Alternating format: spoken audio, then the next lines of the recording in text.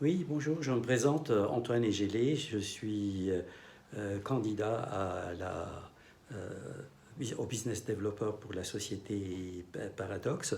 Et donc, je voudrais, à travers ces vidéos, répondre à vos demandes sur trois expériences qui ont marqué ma carrière ou les orientations que j'ai prises. Dans les étapes, je vais choisir déjà en tant que stagiaire, alors que je faisais des études d'ingénieur, donc un stage que j'ai fait dans la vente d'outils de formation et d'encyclopédies Universalis et des éditions Robert. Au début, je ne pensais pas qu'ayant fait des études d'ingénieur, je pouvais avoir ces talents qui se sont traduits par des ventes 10 fois supérieures à celles de mes collègues, qui m'ont valu d'ailleurs une proposition que je ne pouvais pas accepter de continuer en poste de direction avec eux, parce que justement, je voulais continuer mes études. Et donc, ce qui est intéressant, c'est de savoir comment je m'y suis pris. Donc, j'ai beaucoup bouquiné sur ce qui marchait, ce qui ne marchait pas, mais j'ai surtout écouté les attentes des étudiants. Et également, donc, j'ai dû avoir accès à leurs parents, donc qui étaient dans des positions de directeur général. Et donc, une façon que j'utilisais pour pouvoir, c'était, je disais que j'appelais des éditions Sorel de Paris. Ah, vous vous appelez de Paris, eh bien, je vous passe tout de suite le patron. Et donc, on s'engageait sur une prise de rendez-vous avec.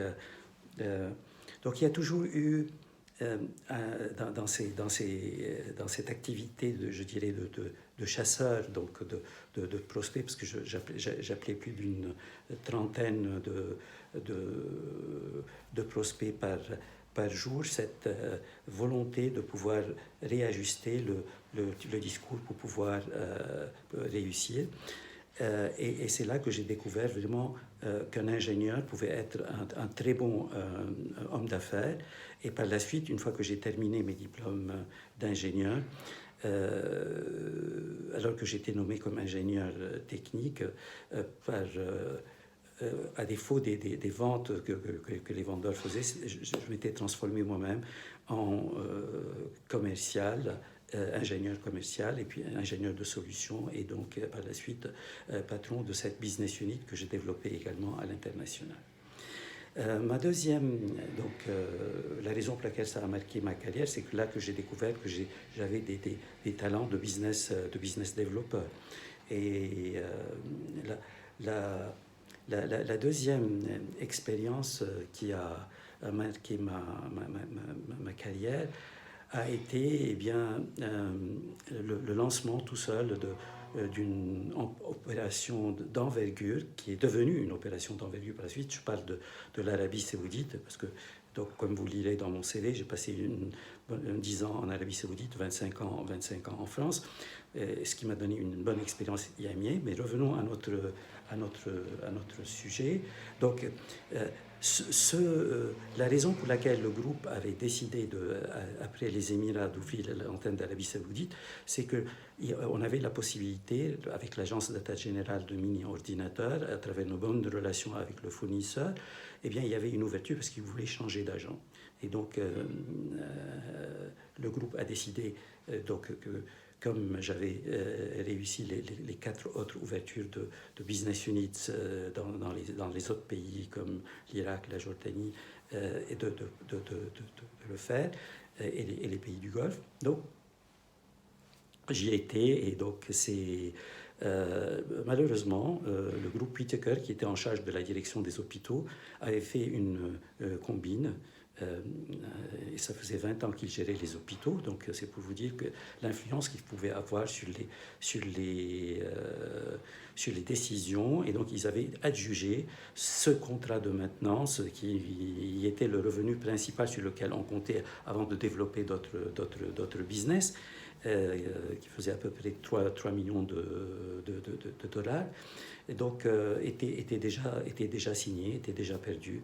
Et quand j'ai annoncé ça à mes actionnaires, ils ont dit: écoutez, Antoine, vous pliez bagages et vous rentrez, on va fermer l'antenne d'Arabie Saoudite. Je dis: écoutez, vous me donnez 15 jours et je vais essayer de trouver des solutions.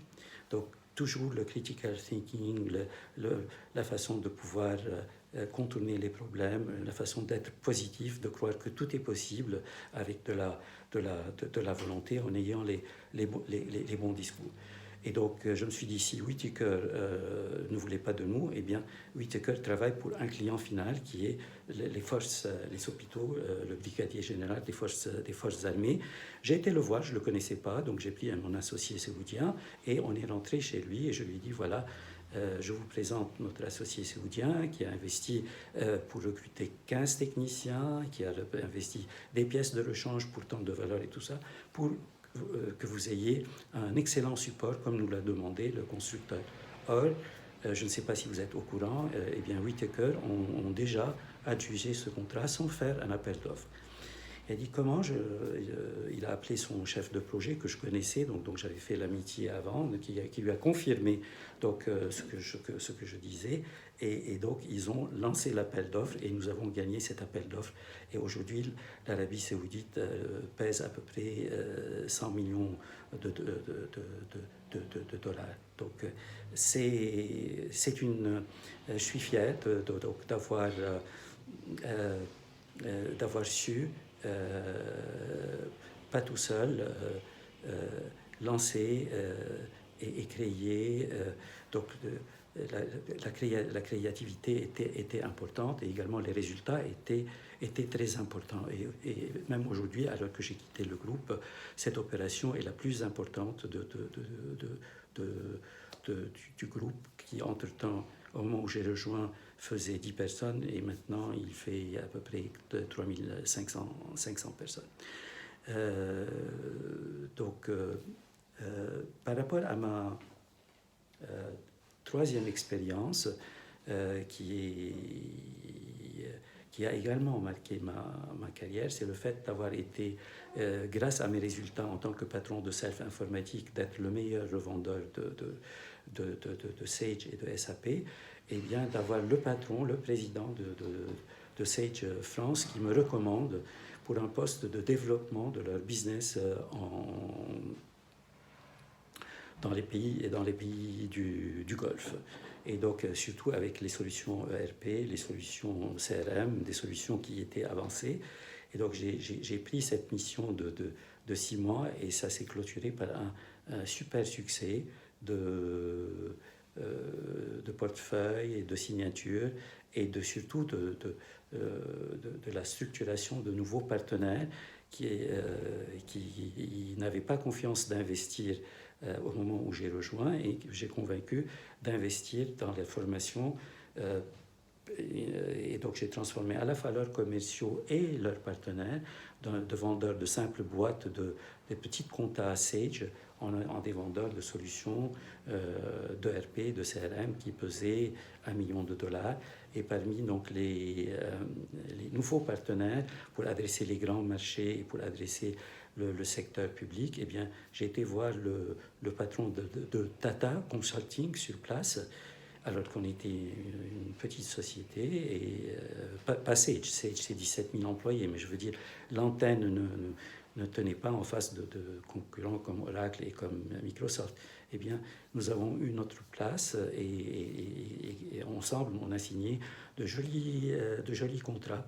Voilà, j'ai encore plein de belles histoires à raconter, mais j'ai surtout également plein de chiffres que j'espère pouvoir réaliser pour vous en étant retenu pour la suite. Donc, à très bientôt.